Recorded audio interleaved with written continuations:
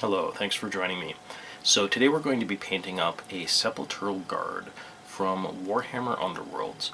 I have noticed recently that Games Workshop seems to be releasing some really nice new sculpts in their Warhammer Underworlds game system. All of the miniatures have sculpted bases, which are really nice looking, and I just wanted to go ahead and try painting these up. These I actually picked up from eBay because I wanted to see if I could get some models that were assembled, since I recently just spent a lot of time cleaning mold lines, clipping from sprues and things like that for a set of Skaven clan rats that I got. So these came primed in silver. So the first item of business was to use a brush-on white primer from Vallejo to go ahead and prime all of the parts that I didn't want to be silver.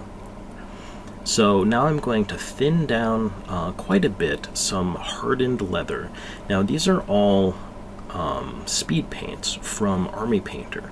My current painting goals are to try to learn how to use these speed paints in such a way that I have a certain amount of control over the paints and how they behave, and while still utilizing the properties of the speed paint to get something of a slow speed paint, right? We'll talk a little bit more about that.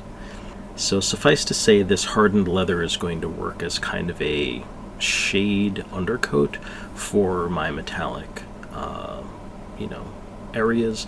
I'm looking for something like a warm gold and a rusted silver, sort of steel color, so I think this is going to work quite well for both of those. So the next order of business is to just go ahead and get in some blues here. I've seen this before, this sort of blue with gold, more of a turquoise blue, so I went ahead and mixed together, again, thinned down some magic blue and plasmatic bolt.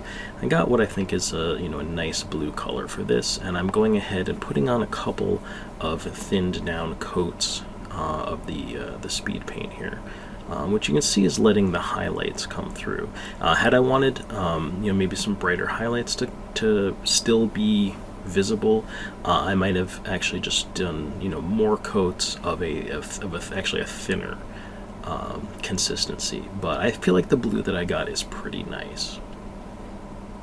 So now we're going to move on to some red. Now what I'm doing here is it's more of a violet. There's two nice reds in the speed paint line. You have blood red and you have slaughter red. So I actually did slaughter red and then I did blood red over that.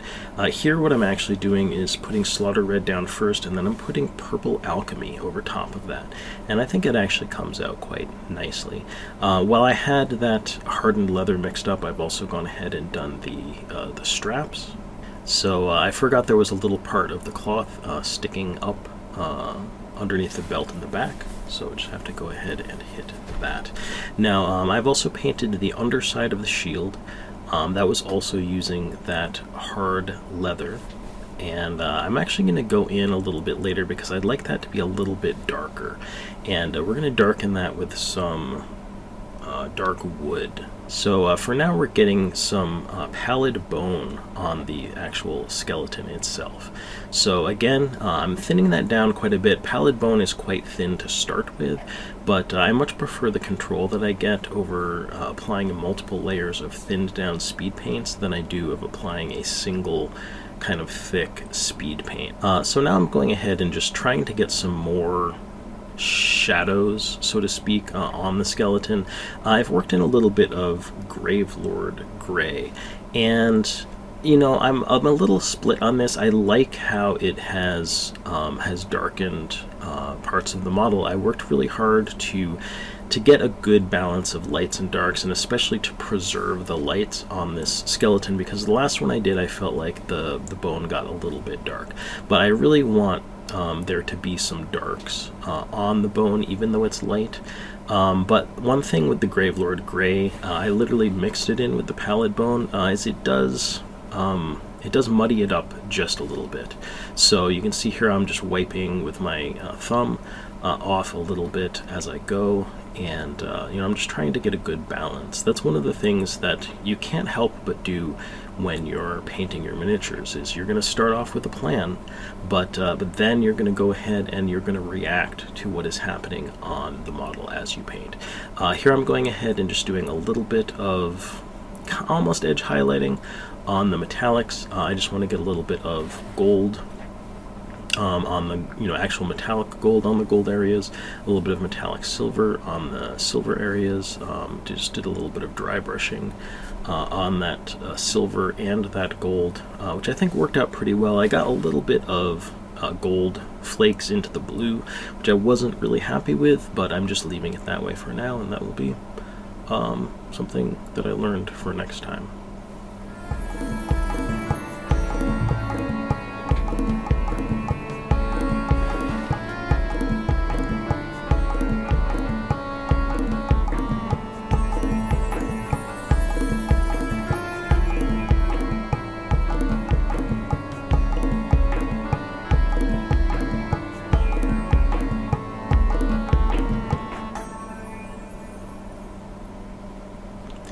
So now we're going to go ahead and just really reinforce kind of the last of those shadows. I'm going to go ahead and get the base done. Put a little bit of pallid bone on the bone on the base, and now we're getting just some stuff on the base here. I'm actually using some Grim Black to get it a little darker. The last base that I did was a bit light for what I'm going for these, which is like this dank, dark crypt kind of feeling, similarly to how they appear in their box art. And I want to definitely get some colors in here, some blues, some greenish kind of colors.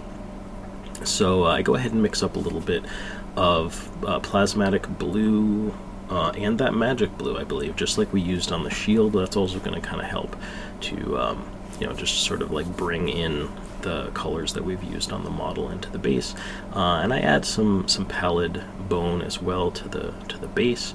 Again, these are kind of all thinned down, especially that Grim Black, but I did want it to get dark, especially sort of in the middle there where the skeleton's going to be standing, and I want it to be a little lighter on the edges. In fact, what I was just doing there is just a little bit of dry brushing with some stone gray.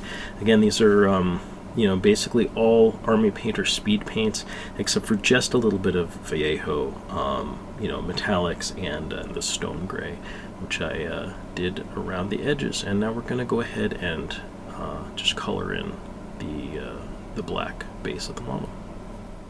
So my goal currently is to see what level of painting standard can I reach within a reasonable time frame so that I'm cranking out models at a pace that I'm happy with in order to reduce my pile of shame / backlog, and utilizing the properties of these Army Painter speed paints.